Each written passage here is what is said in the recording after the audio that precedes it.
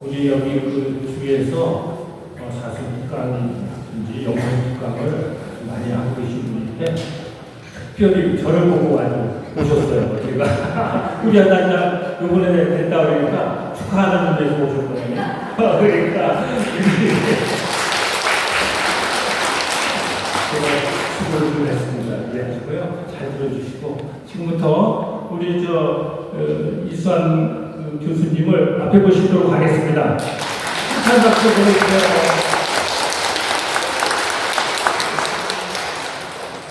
교수님 소개드리겠습니다.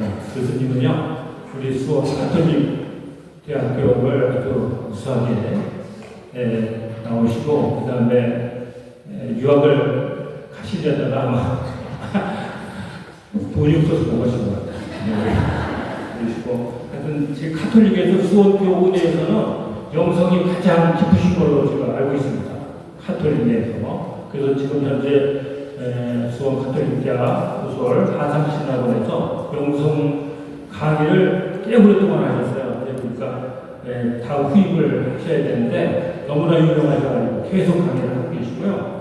지금 지난 2주 전에도 우리 금정동 성당, 그 다음에 호계동 성당, 그 다음에 작년 포일, 뭐 여러 군데서 수리동 성당에서 영성 강의를 계속 하고 계셔요. 지금 사슴특강만 그렇게 유명하신 분이니까 다시 한번 힘찬 박수 보내주시기 바랍니다.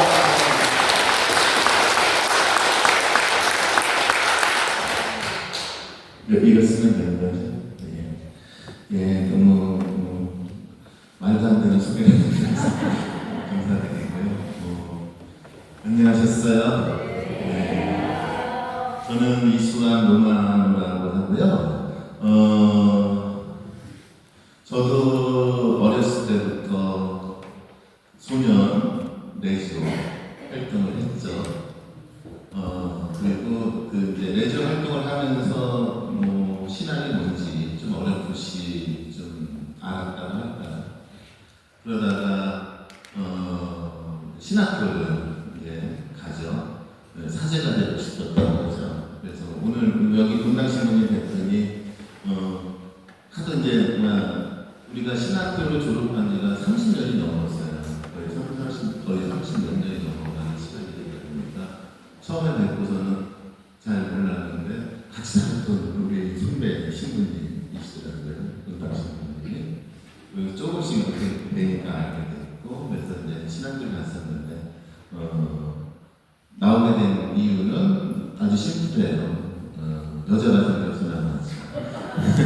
농담이고요. 몸이 좀 아팠어요. 몸이 좀 아파서 사제가 되기 위해서 활동하기에는 좀 어려움이 있었던 상황이어서 대학원 2학년 때 안타깝게 이제 부제품을 준비하는 과정에서 나왔습니다. 나와서 한 10년 동안 몸이 안 좋은 상태에서 나왔으니까 정치를 했겠죠? 정치를 하면서 저는 특별히 이 성모님한테도 기도를 많이 드렸지만은 소아대사 성모한테 기도를 굉장히 많이 드렸어요. 끊어지는 거예요. 요거를 쓸 수 있나요? 네. 이거 나오는 건가요? 네, 나오고 있어요. 그럼 이걸 소아대사 성모한테 특별히 그 기도를 많이 드리면서 그 병치레를 좀 했어요. 한 5, 6년 정도.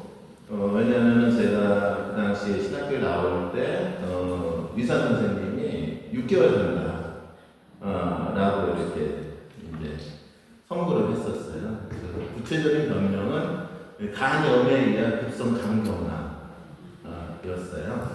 그래서 이제 병원에서도 한 2년 가까이 그냥 매일 링겔로 주사만 맞고 했었는데 간 수치가 너무 높아서 보통 평균 사람은 한 30에서 60 정도인데 제가 4,700을 쳐서 보통 간염 수치가 4,700을 치면은 바로 죽는다라는 수치였거든요.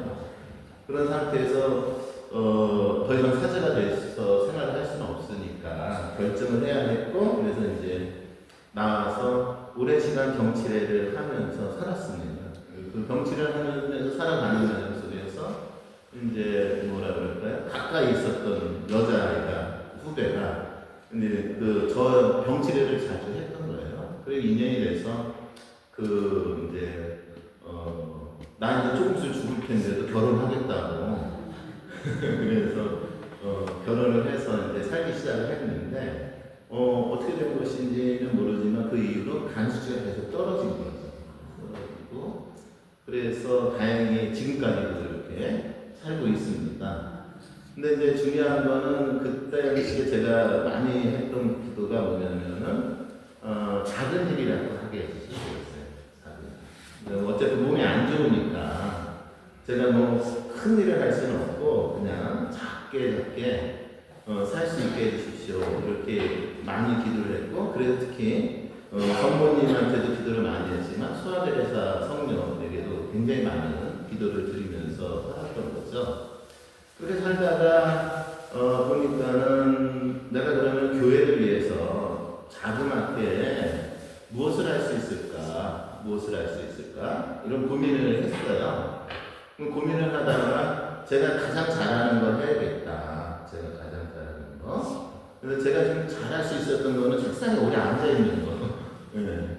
그래서 그러면은 내가 비록 평신도이지만 교회를 위해서 내가 그래도 공부를 해서 교회를 위해서 좀 도움이 됐으면 한다라는 생각을 하고서는 40이 되던 해요. 40이 되던 해에 내가 공부를 해야겠다 해서 영성신학이라는 그 학문을 이제 문을 두들기죠. 그렇게 해갖고서는 이제 그 공부하는 과정이 10년 걸렸던 거예요. 10년. 그래서 한 10년 정도 공부를 하다 보니까 이 공부한 내용이 이 교회에 도움이 될 수 있다라고 생각하는 주변에 이제 신부님들이 좀 본당에 와서 좀 강의 좀 하면 어떠냐라고 이제 했던 거죠. 근데 그때 참 어려웠던 게 뭐냐면 요즘은 이렇게 평신도 신학자들이 그나마 좀 활동을 하는 시기지만 그 당시에는 평신도 신학자들이 이렇게 본당에서 강의하고 그런 거 거의 없었던 시기였어요. 그랬는데 이제 평신도로서 또 신학자로서 본당에서 강의한다라는 거가 참 벽처럼 느껴졌던 시기였고 그래서 과연 할 수 있을까? 그러면서 일단은 뭐 그 안에도 하느님 뜻이 있을 거다 생각을 하면서 그 일을 시작을 했는데 그것이 이제 오늘날까지 계속 이어진 거죠. 이어져서 지금까지 이렇게 본당이라든가 뭐 학교라든가 뭐 연구소라든가 뭐 교구청이라든가 여기저기 불려다니면서 영성에 대한 그런 강의를 하면서 지금 살고 있습니다. 그리고 앞으로의 꿈도 뭐 제가 큰 사람이 되고 싶은 마음은 없어요. 그냥 잔잔하게 그냥 자그마한 소명일지라도 저한테 주어진 것에 최선을 다하면서 그러면서 살아가겠다라는 생각을 갖고 이렇게 살아가고 있습니다. 제가 왜 이렇게 제 이야기를 이렇게 길게 하냐면 처음에 레지오 여기 대한민국당 강의에 대한 말씀을 들었을 적에 다른 강의보다 굉장히 깊은 고뇌에 빠졌습니다. 왜냐면은 성모님에 대한 레지오 단원분들에게 과연 어떠한 말씀을 드려야 할 것인지 굉장히 고민이 많이 됐어요. 왜 그러냐면 봄, 여름, 가을, 겨울이라는 이 4계절로 봤을 때 한국 천주교의 그 레지오는 지금 봄인가 여름인가 가을인가 겨울인가라는 질문이 있습니다. 그렇죠? 여러분들은 한국 천주교의 레지오는 봄인 것 같으세요? 여름인 것 같으세요? 어느 쪽이세요?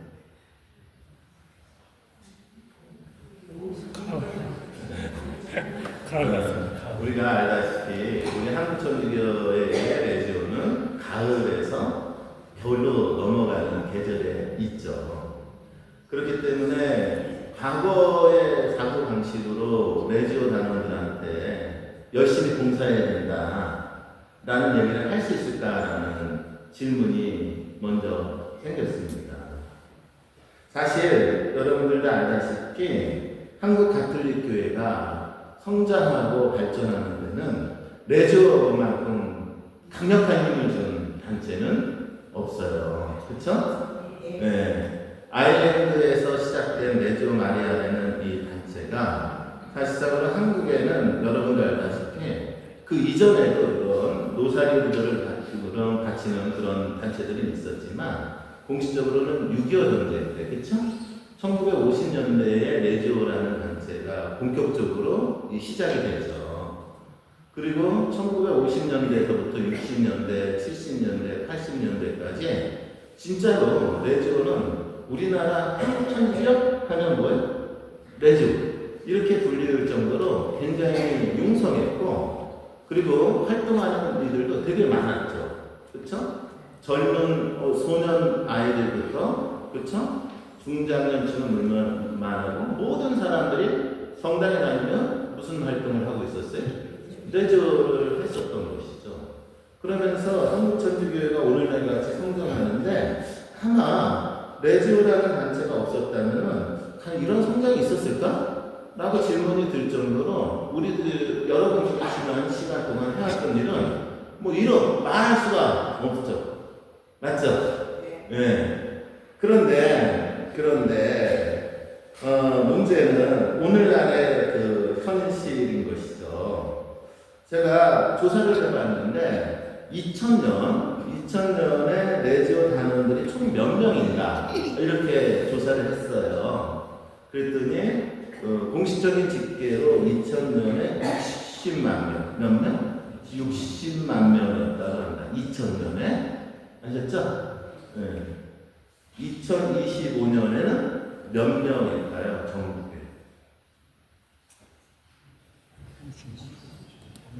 네. 얼마 전에 나온 통계에 의하면 30만 명으로 집계됐습니다.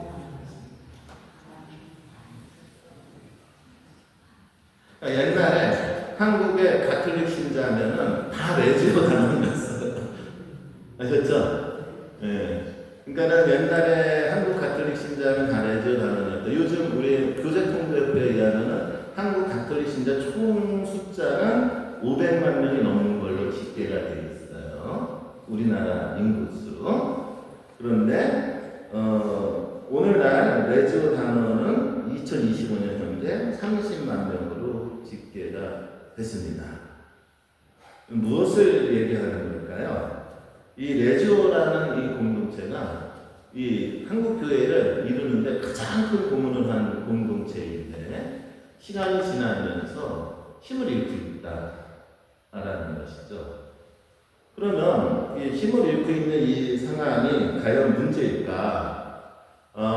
그런데 저는 그거는 문제라고 생각하진 않아요. 봄, 여름, 가을, 겨울이 있듯이 어떤 단체든지 이런 주기가 있거든요. 그런 관점에서 봤을 때 분명히 이것은 자연스러운 현상이다 라고 우리가 인정해야 될 것 같습니다.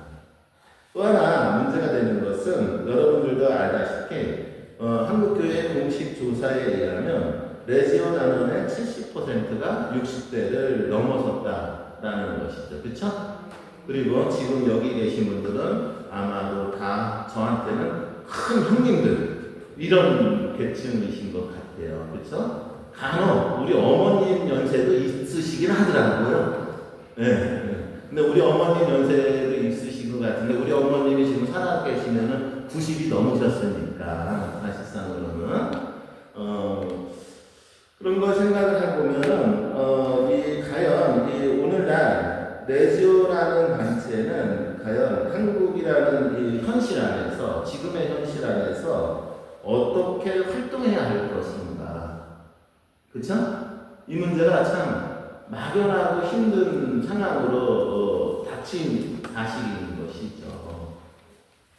근데 제가 이제 우리 단장님한테 어떤 주제를 강의하면 좋겠어요? 그랬더니 가장 어려운 주제를 저한테 던져주세요. 뭐 어렵게 하시지 마시고요. 레지오의 활동에 대해서 강의해 주세요.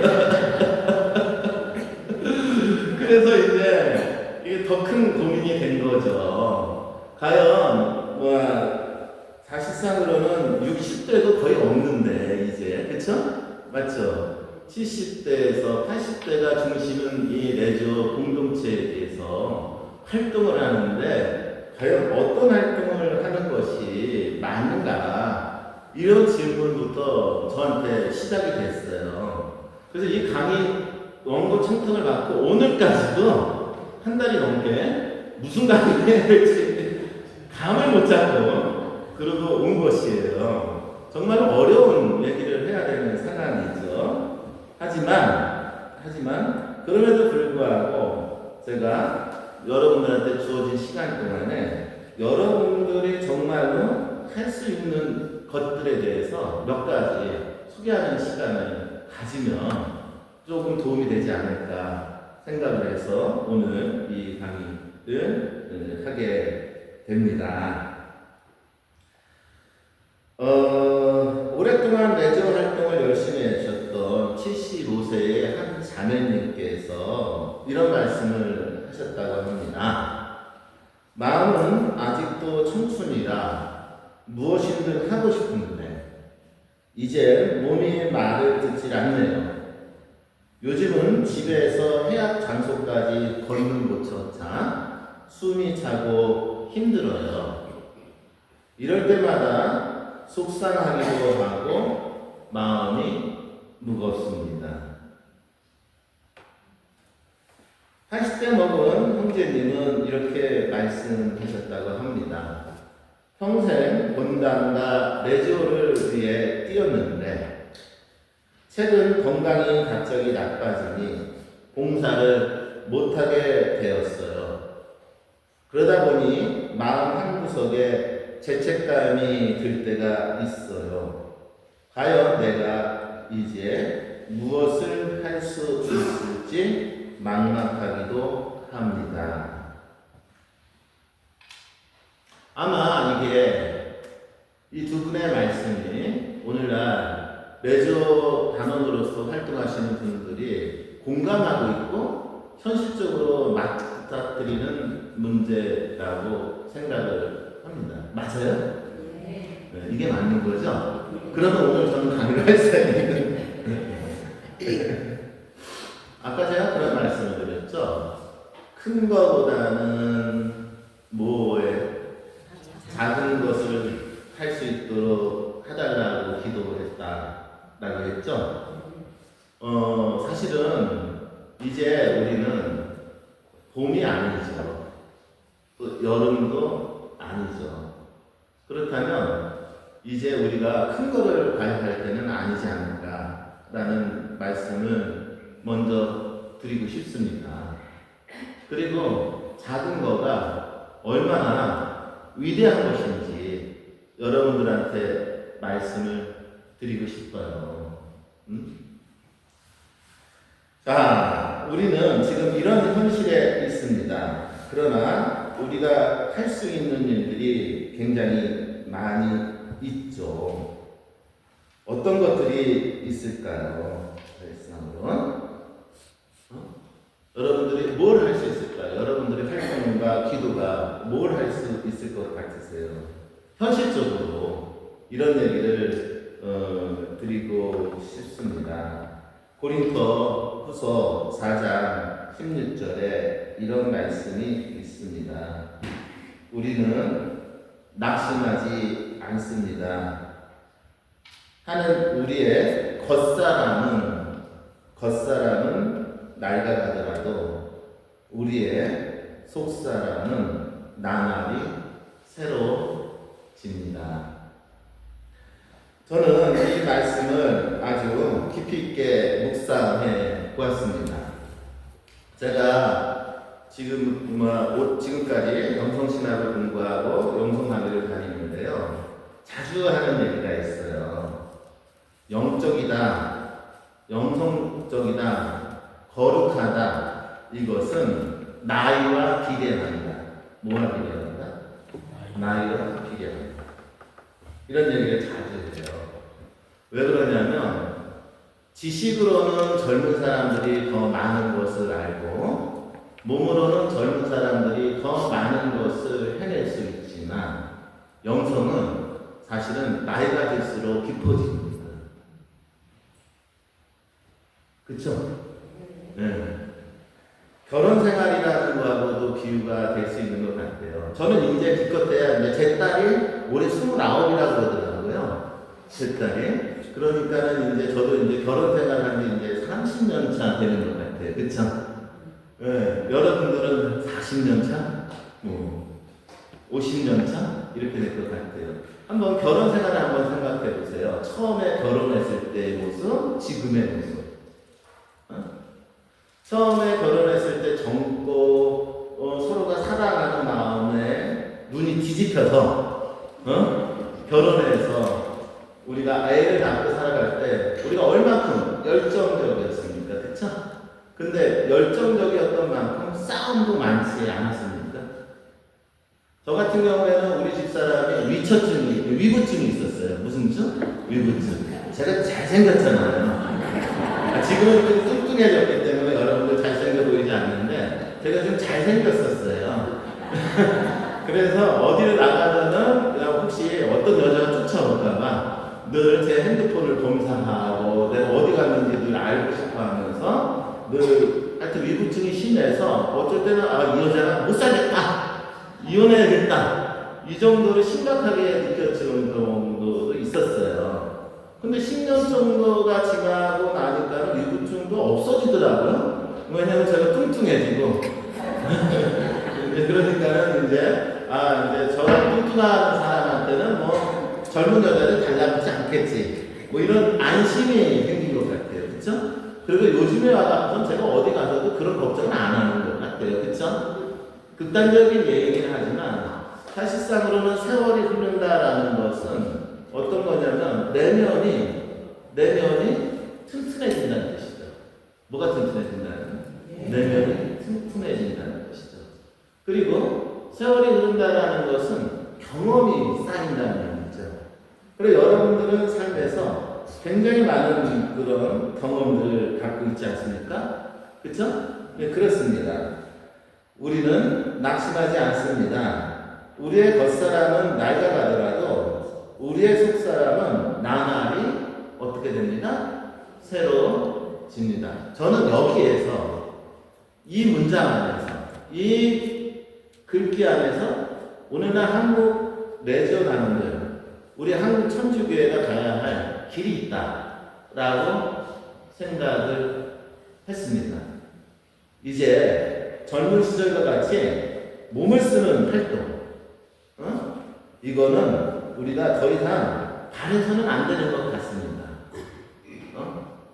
젊은 시절같이 열정을 발휘해서 활동 이것을 얘기하는 시간은 이제 아닌 것 같습니다. 자연의 순리에 따르듯이 우리도 오늘날의 현실에 맞춰서 활동할 수 있지 않을까 생각을 하고 오늘날의 우리의 현실에 맞춰서 활동할 수 있는 것이 가장 큰 거는 우리의 삶 안에서 경험을 통해서 이 내면이 굉장히 성숙해졌다라는 것이죠. 그래서 저는 주제를 뭘로 정했느냐면 부모님이 되십시오라는 주제를 갖고 왔습니다. 뭐가 되십시오? 부모님들의 뭐가 되십시오? 부모님이 되십시오라는 주제를 갖고 왔습니다. 그리고 이것이 오늘날 한국 레지오 우리 분당 공동체가 할 수 있는 굉장히 중요한 활동이라고 생각을 합니다. 여러분들은 부모님이 아니고 제가 생각하기엔 그 부모님의 부모가 되실 수 있는 분들입니다. 라고 생각을 합니다. 여러분들의 삶, 여러분들의 경험, 여러분들의 굳건한 믿음 그 모든 것들이 이제 여러분들이 지금 부모 역할을 하는 세대들의 부모로서의 가치를 충분히 지니고 있다고 생각을 합니다. 성모님께서는요, 크고 화려한 일에 목매이지 않았습니다. 여러분들, 복음을 보십시오. 성모님이 자주 등장하나요? 성모님은 이 복음 안에 거의 등장하지 않습니다. 그쵸? 잉태되는 순간, 그쵸? 아기 예수님이 태어나는 순간, 그쵸? 그리고 어떻게 돼요? 성모님의 발자취는 사라졌다가 예수님이 공생을 하면서 돌아가시는 순간, 그쵸? 그리고 사도행전을 보면은 어떤 모습으로 나오시죠? 예수님이 돌아가시고 나서 시대에 빠져 있는 예수님의 제자들을 돌보는 모습이 나와요. 아셨죠? 성모님의 모습을 한번 보세요. 성모님은 이 세상에 아기 예수님이 올 수 있도록 자신의 몸을 하나님께 내어 맡기는 봄이 있었어요. 그렇죠? 그리고 그 아기 예수님이 성장하고 잘 자랄 수 있도록 돌보는 여름이 있었습니다. 그렇죠? 그리고 그 자신의 아들이 이 세상에 나와서 열심히 하느님 나라를 위해서 헌신하다가 어떻게 되죠? 십자가에 죽음을 맞이하는 가을을 목격하셨어요. 그렇죠? 그리고 나서 끝이 아니었죠. 예수님이 돌아가시고 나서 모든 것이 다 끝났다라고 느끼는 순간에 성모님은 아주 중요한 역할을 하고 계셨어요. 바로 시리에 빠져 있는 예수님의 제자들을 성모님은 돌보시죠. 그래서 우리는 오늘날 성모님을 누구의 모으다? 사도들의 모으다라고 신심하고 공교하지 않습니까? 바로 성경 어디에도 성모님 어떤 위대한 일을 했다라는 문장, 그리고 이 양반이 어떻게 살았다라는 것이 자세히 나오지 않지만, 하지만 이분은 아마미의 진짜 어른으로서 교회의 시작부터 교회의 끝까지 늘 어머니의 모습으로서 지켜왔죠. 이렇다면 우리가 성모님의 모습을 통해서 지금 현재 우리가 무엇을 할 수 있을지 다시 한번 묵상할 수 있다라고 합니다. 루카복음 16장 10절에는 이렇게 얘기합니다. 지극히 작은 일에 성실한 사람이 큰 일에도 성실하다. 이 루카복음 16장 10절의 말씀은 바로 누구를 말씀하는 거냐면 성모님을 말씀하시는 것이죠. 그렇기 때문에 우리는 이제 어떤 큰 일, 남들이 보기에 눈에 띄는 일, 이것이 아니라 성모님과 같이 아주 작은 일 안에서 하느님의 일을 하는 가장 큰 일을 할 수 있는 존재가 될 수 있다고 거듭 말씀드리고 싶습니다. 그렇다면 이제 질문이요. 지금 우리의 상황에서 우리 레저 공동체, 지금 우리의 현실적인 우리들이 할 수 있는 하나님께서 원하시는 작은 일은 무엇일까요? 이게 이제 현실적인 질문이죠. 그렇죠? 그리고 저는 이 질문에 대한 대답은 여인이 여러분들이 삶에서 하고 있다라고 확신합니다. 근데 문제는 여러분들이 삶에서 하고 있으면서도 내가 이 일을 하고 있다는 인식이 없을 수 있다 라는 생각을 하면서 이 얘기를 드립니다. 어떤 본당에서 있었던 이야기입니다. 그곳에 레지어 가는 중 이름이 넘으신 자매님 몇 분이 매주 몸이 불편한 독거노인들을 방문했다고 합니다. 이 자매님들은 방문하셔서 특별한 걸 하는 것은 아니라고 합니다. 그냥 가서 손잡아주고 그냥 몇 분, 5분 또는 10분 수다만 떨다가 오셨다라고 합니다. 뭐 같이 기도를 한다던가 뭐 이런 걸 한 건 아닌 거예요. 아셨죠? 그냥 5분 또는 10분 방문해서 뭐 물건을 갖다 준 것도 아닌 거예요. 그냥 가서 안부 인사하고 손 한 번 잡아줬다라고 합니다. 요즘 건강은 어떠십니까? 지난주보다 얼굴이 좋아지신 것 같아요. 같은 그 일상의 그 대화를 나눴다라고 합니다. 이러한 방문을 받고 계신 분이 이렇게 말씀하셨다고 합니다. 평소에는 혼자 사니까 하루 종일 아무하고도 이야기를 못해요. 하루 종일 천장만 보고 누워 있을 때가 많죠.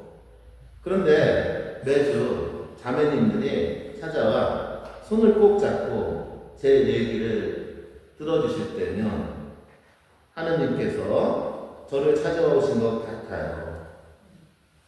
누군가 나를 기억하고 있다는 게 제게는 살아가는 힘이 됩니다. 이것이 아마 우리가 할 수 있는 작은 활동이 아닐까 생각을 합니다. 요즘 여러분들도 알다시피 고령화사회죠? 그쵸? 여러분들, 이 레저 단원들 중에서도 제 생각에는 혼자 지내시는 분들이 많이 있다고 생각을 합니다.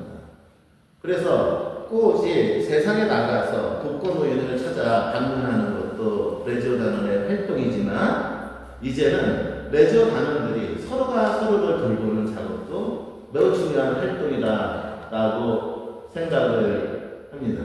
제가 얘기를 잘못하고 있나요? 맞아요? 다행이네요.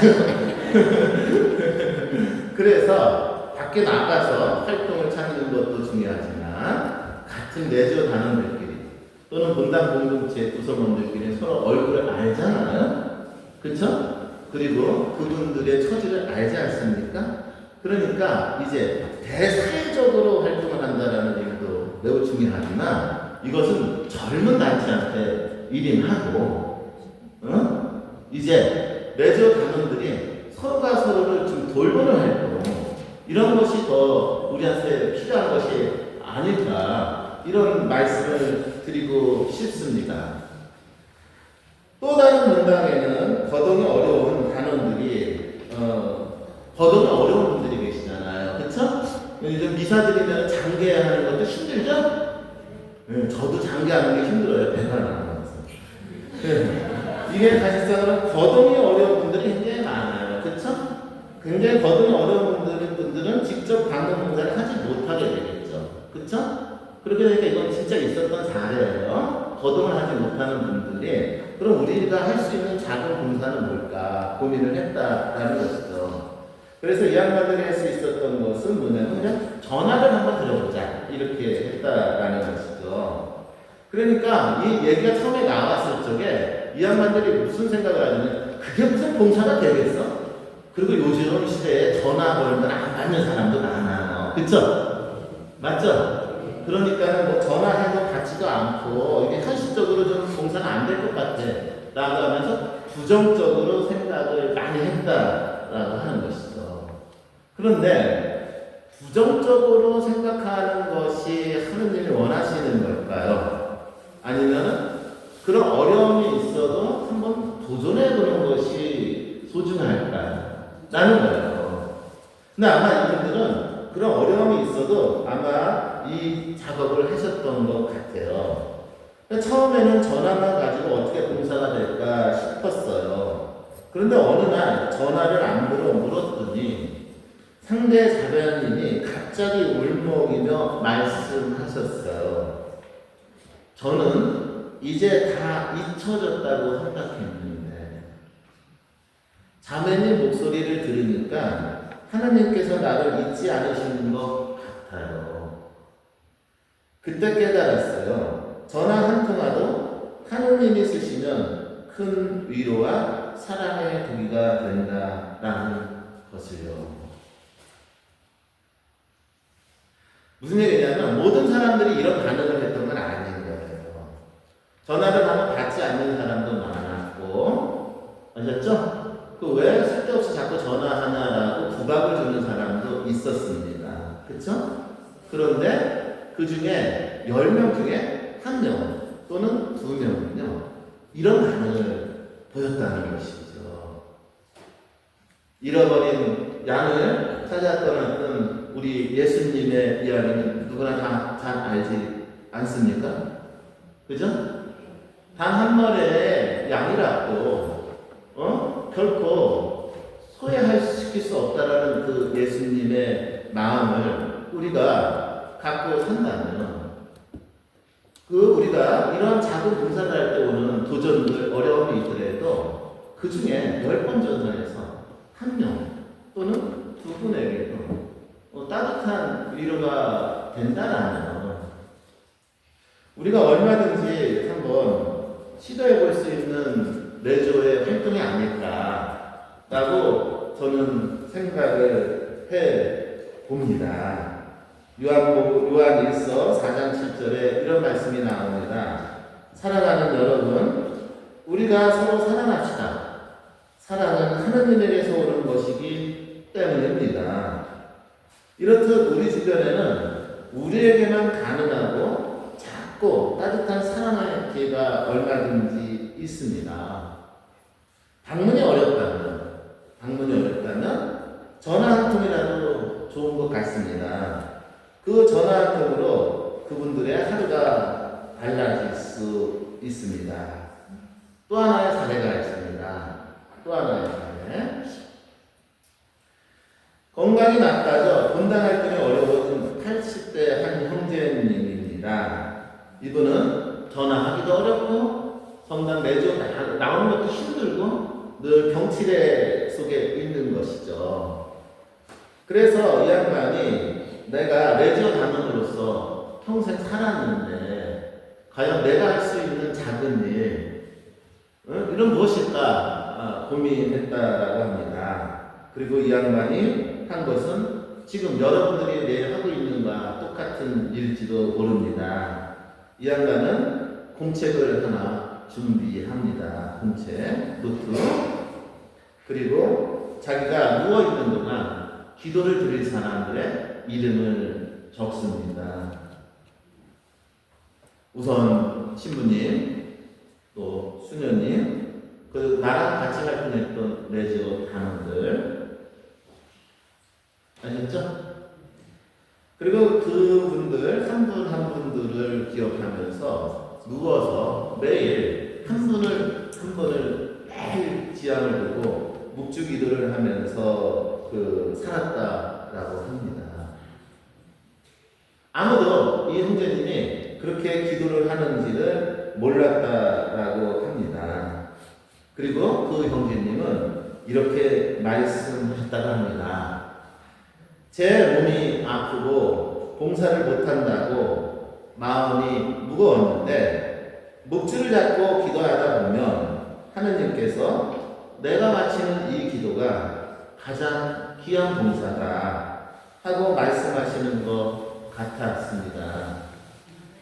이제는 더 많은 사람을 위해서 기도하는 것이 제 봉사입니다 라고 말씀하셨다라고 합니다. 작은 기도죠.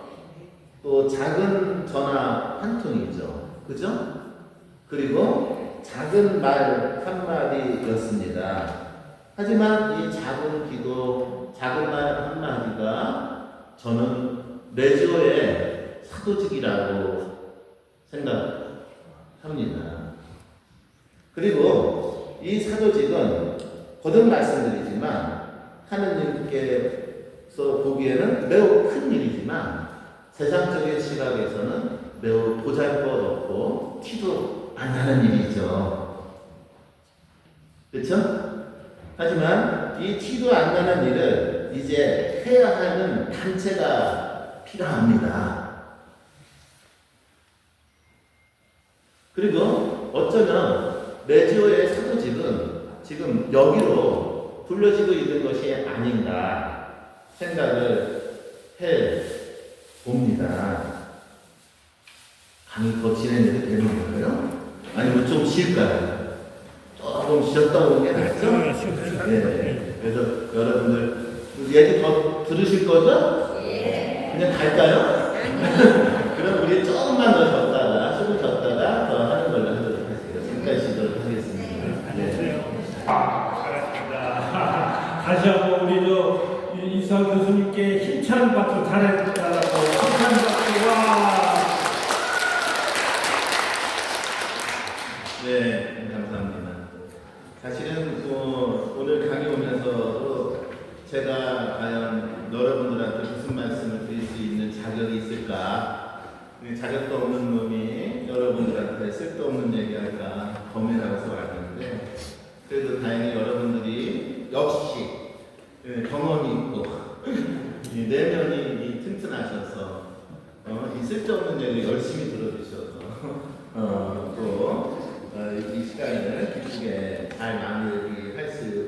같습니다.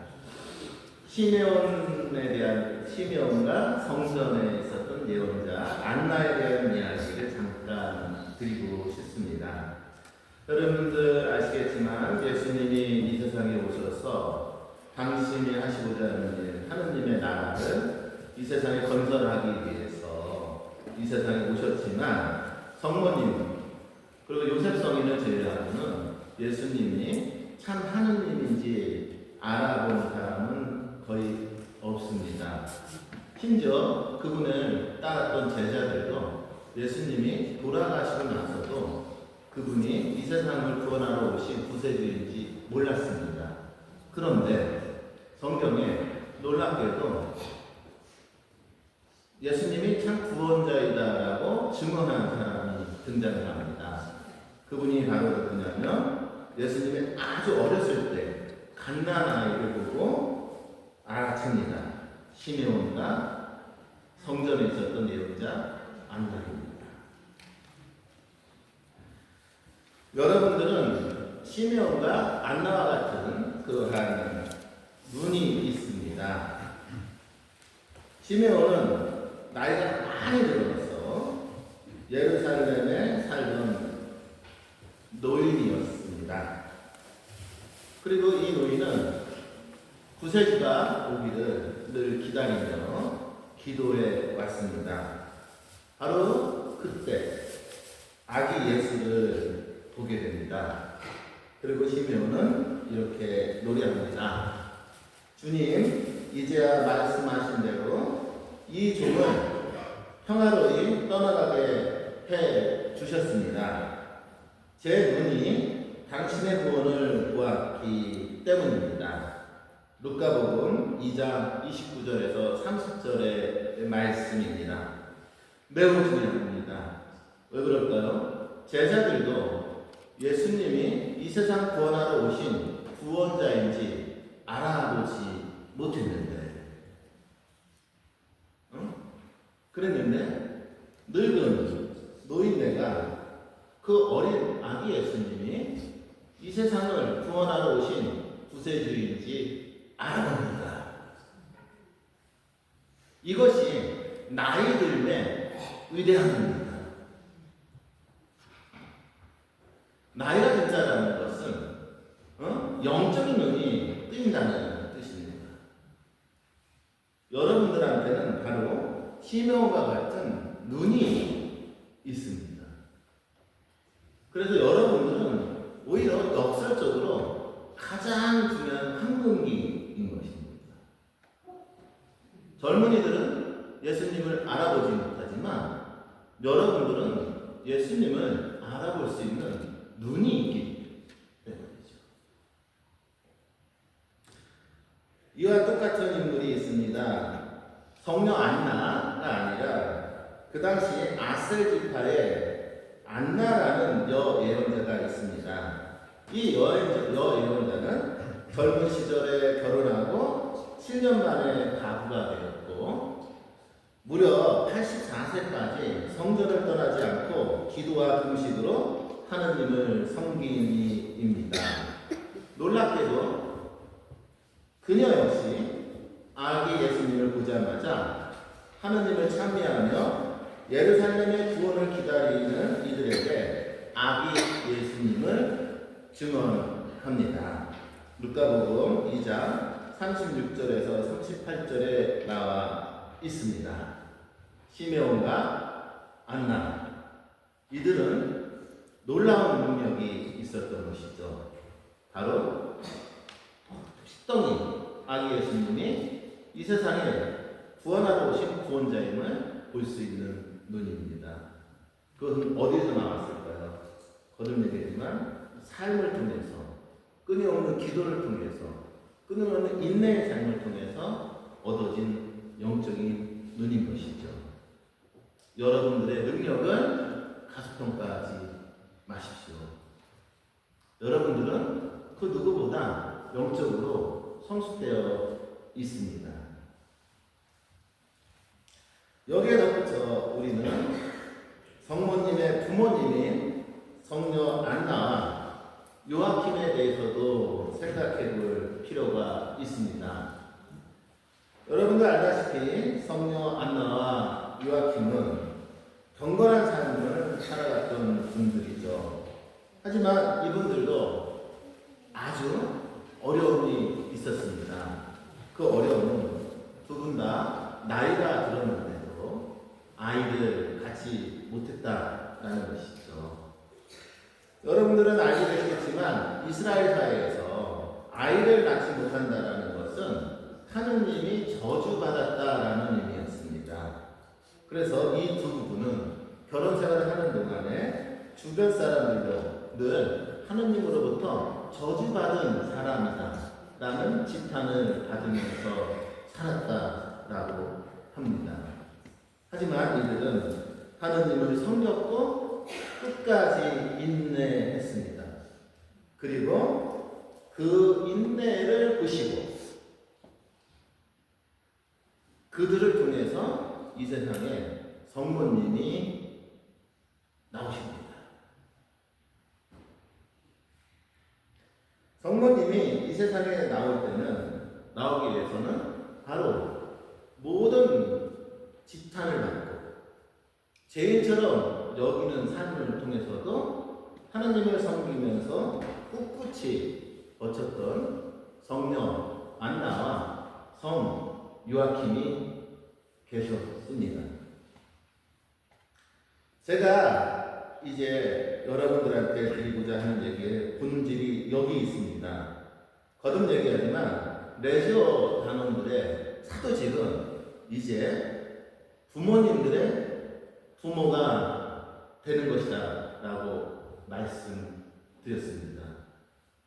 여러분들의 삶에서 겪은 인내, 무조건적인 순종, 하나님을 따르고자 하는 그 의지들이 이제 꽃을 피울 때가 된 것입니다.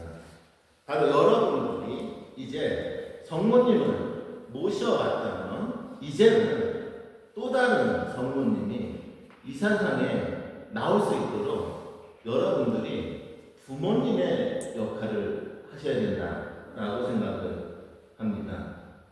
이제 여러분들은 성 안나, 성 요아킴, 시메온, 성전의 안나와 같은 모습으로 한국교회에 중요한 역할을 해주셨으면 하는 바람입니다. 82세의 한 형제님이 이런 얘기를 했습니다. 아까도 말씀드렸듯이 이 양반도 몸이 불편해서 병이 들어서 늘 기도로 사도직을 대신했다라고 합니다. 처음에는 너무 외롭고 무기력했다라고 합니다. 그 일이. 그 누구도 내가 누군가를 위해 기도한다는 것을 알아주지도 않고 알릴 필요도 없었죠. 그냥 병든 몸으로 끊임없이 기도를 매진할 수 있었던 것이죠. 그 누구도 알아주지 않습니다. 그 누구도 알아주지 않습니다. 여러분들이 세상에 나가서 세상에 알려질 수 있는 사도직을 한다면 신문에도 나오겠죠. 뭐 대한의 성당 뭐 코리아에서 뭐 이걸 했으니까 가톨릭 신문에도 나올 수 있죠. 그 모델이 될 수 있죠. 하지만 그것도 사도직이지만 이제 우리가 할 수 있는 사도직은 그 누구도 알아주지 않는 사도직일지 모릅니다. 하지만 그 누구도 알아주지 않는 그 사도직은 이제 우리만이 할 수 있을 것이라고 생각을 해봅니다. 어쩌면 가장 성모님을 닮은 성녀 안나와 성 요아킴을 닮은 사도직이 아닐까 생각을 합니다. 그래서 여러분들이 이제 모든 이들의 부모님이 되어주셔서 그들을 기다리고 그들이 다시 성당에 나올 수 있도록 그들이 지금은 하느님을 잊고 살아가지만 그들이 다시 하느님을 만날 수 있도록 기다리고 인내하면서 그들을 위해서 끊임없이 묵묵히 기도하는 사도직을 여러분들이 삶에서 현실화하셨으면 좋겠습니다.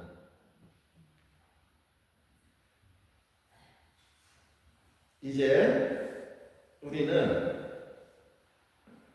어머니의 역할, 부모님의 역할을 해야 된다라는 말씀이죠. 여러분들 한번 이런 생각 해보셨어요? 예수님은 누굴 닮았을까?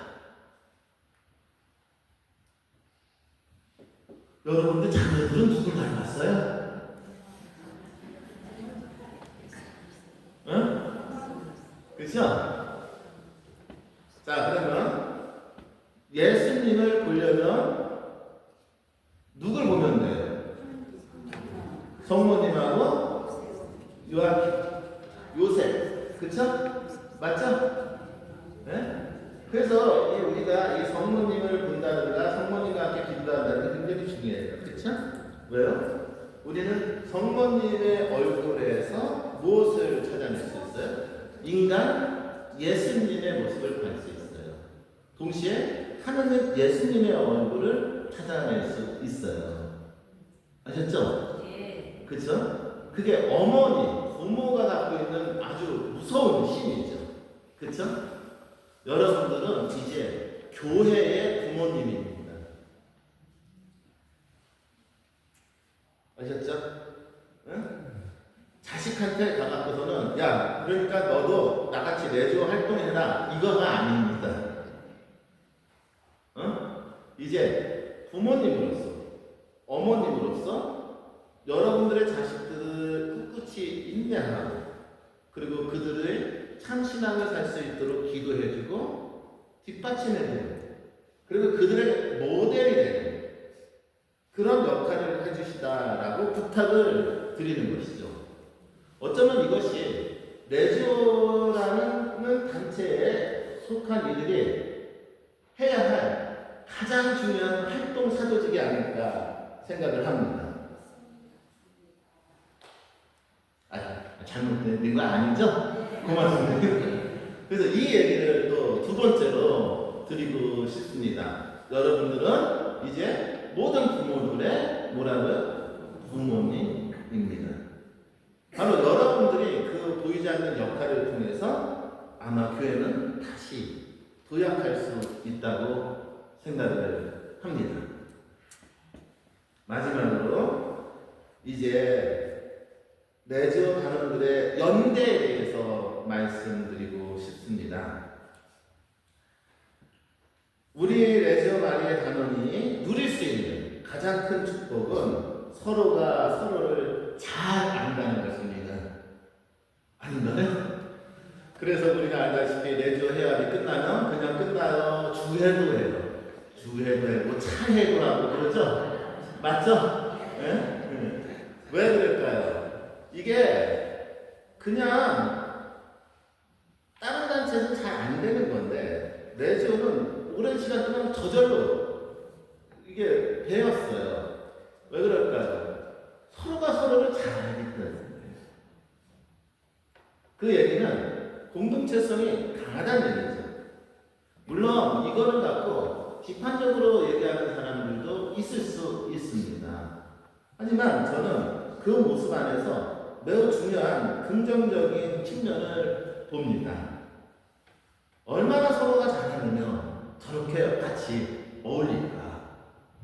그렇다면 이것을 이제 우리가 활용해야 되는 것은 아닐까 생각을 합니다. 시편 133편에 이런 구절이 있습니다. 보라, 형제들이 서로 어울려 사는 것이 얼마나 좋고 즐거운가. 응? 우리 레지오 단원들이 이제 서로가 더 깊이 있게 결속되고 서로가 더 함께 얼굴을 맞대고 살아야 할 때가 지금이 아닌가 생각합니다. 젊었을 때는 활동하느라고 서로 얼굴을 맞부딪힐 시간이 없었다면 이제 그런 대외적인 활동보다는 이런 부모로서의 역할, 작은 역할에 충실하면서 이젠 여러분들을 서로 돌보는 연대가 필요하다고 생각을 합니다. 거듭 말씀드리지만 레지오 단원들은 거의 70에서 80대 어르신들이죠. 그래서 이제 서로 레지오 단원들은 활동부부에서 서로의 건강을 묻는 활동부부가 필요하다고 생각을 합니다. 얘기 잘못했나요?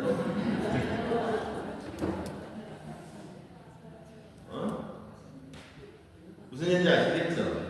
네? 몸이 아프신 분이 있으면 그날 저녁 서로 돌아가며 전화를 안부를 묻는 활동부가 필요하다고 생각을 합니다. 혼자 사는 단원이 아프면 서로 음식을 나누는 활동부가 필요하다고 생각합니다. 심지어 병원에 갈 일이 있으면 자식한테 전화 걸지 말고 무슨 얘기인지 아시겠어요?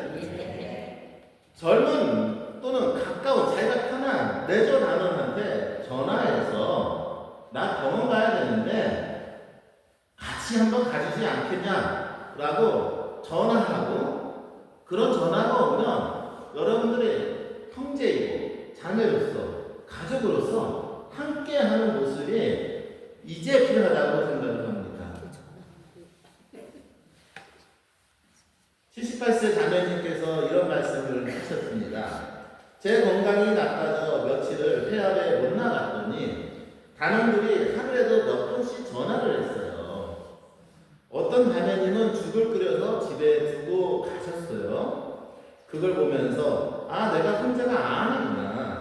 우리가 정말 가족이구나 하는 생각이 들었어요. 라고 말씀하셨다라고 합니다. 이제 레지오의 활동은 레지오 단원들끼리의 연대에 포커스가 있어야 된다고 생각을 합니다. 서로가 서로를 돌보고 함께하는 그런 공동체가 이제 더 활성화되어야 될 것 같습니다. 갈라디아서 6장 2절에 이런 말씀이 있습니다. 서로 짐을 져 주십시오. 그러면 여러분은 그리스도의 법을 완성할 것입니다. 라고요. 또한 여러분들은 이런 의미로 서로 기도 취향을 공유할 필요가 있습니다. 기도 취향을 뭐 할 필요가 있다고요? 공유할 필요가 있습니다. 이제 기도를 할 때 여러분들이 함께 각자 단원들이 갖고 있는 고민들을 나누고 그것을 함께 기도하면 좋을 것 같습니다. 기도 지향의 공유가 절실히 필요합니다. 그리고 때로는 형식적으로 정해진 시간에 이제 더 이상 레저 해압에 못 나오는 단원들을 위해서는 정해진 시간에 그들이 각자의 삶의 공간에 있지만 각자 레저 까테나를 하고 레저 로사리오를 하고 성모님께 기도 바치는 시간을 정해놓고 그들도 레저 단원으로서 끝까지 함께 레저 해압에 참여할 수 있도록 돌볼 필요가 있다고 생각을 합니다. 맞는 얘기인 것 같으세요?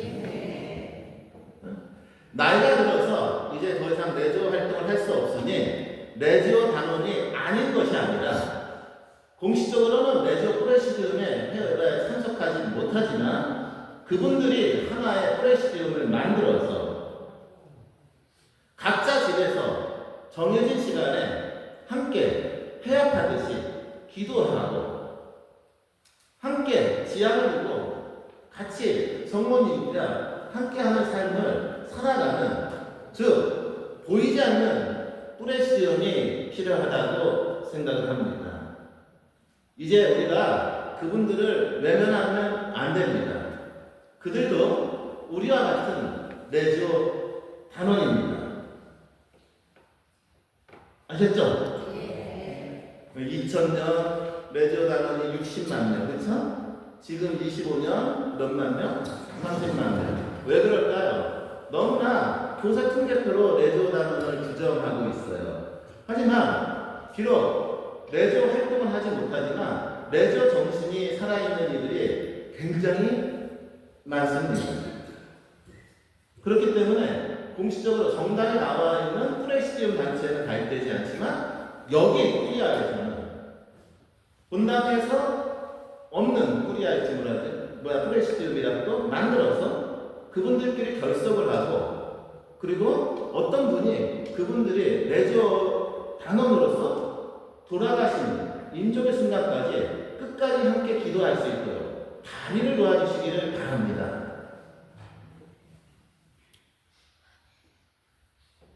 할 수 있죠? 아마 여러분들이 분명히 하실 수 있을 거라고 생각을 합니다. 그렇다면 뭔가 좀 달라지지 않을까요? 나는 희망을 해봅니다. 이제 마무리를 할 시간인 것 같습니다. 저를 자꾸 쳐다보시는 게. 그러면 결론을 하면서 마치도록 하겠습니다. 오늘 저는 여러분에게 크고 흥겨운 활동을 하자고 말씀드리지 않았습니다. 여러분께서 살아온 그 오랜 세월의 신앙과 봉사가 이미 하느님께 가장 가지고 귀한 공헌이기 때문입니다. 여러분의 손길은 젊은 시절처럼 강하지 않습니다. 몸도 마음 같지 않습니다. 그래서 속상할 수 있습니다. 하지만 여러분들이 해야 할 일이 많이 있습니다.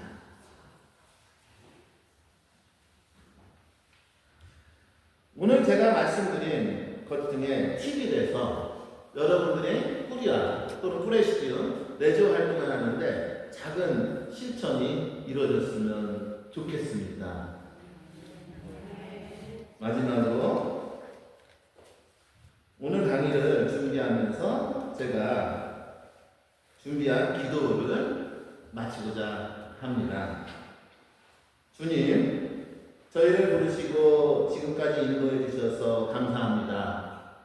세월 속에 저희 몸은 약해졌지만 저희의 마음은 주님을 향한 사랑으로 더욱 깊어졌습니다. 이제는 작고 조용한 걸음으로 주님께 한 걸음 더 가까이 나아가기를 원합니다. 성모님, 저희와 함께 걸어주십시오. 당신처럼 작은 일에 충실하며 하느님의 뜻을 믿고 따를 수 있도록 저희의 손을 잡아 이끌어 주십시오. 주님, 저희가 할 수 있는 작은 기도와 사랑을 통하여 지친 이들에게 위로가 되고 외로운 이들에게 빛이 되게 하소서.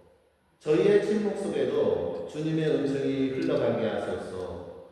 저희가 서로를 기억하며 함께 기도할 때마다 우리 안에 살아계신 주님을 느끼게 하시고 서로에게 희망이 되는 공동체로 살아가게 하소서. 주님, 저희와 남은 여정을 당신께 봉헌합니다.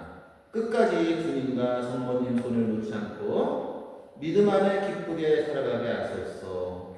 지금 이 순간도 당신의 사랑 안에서 은총을 채워주소서. 아멘. 감사합니다. 네, 힘찬 박수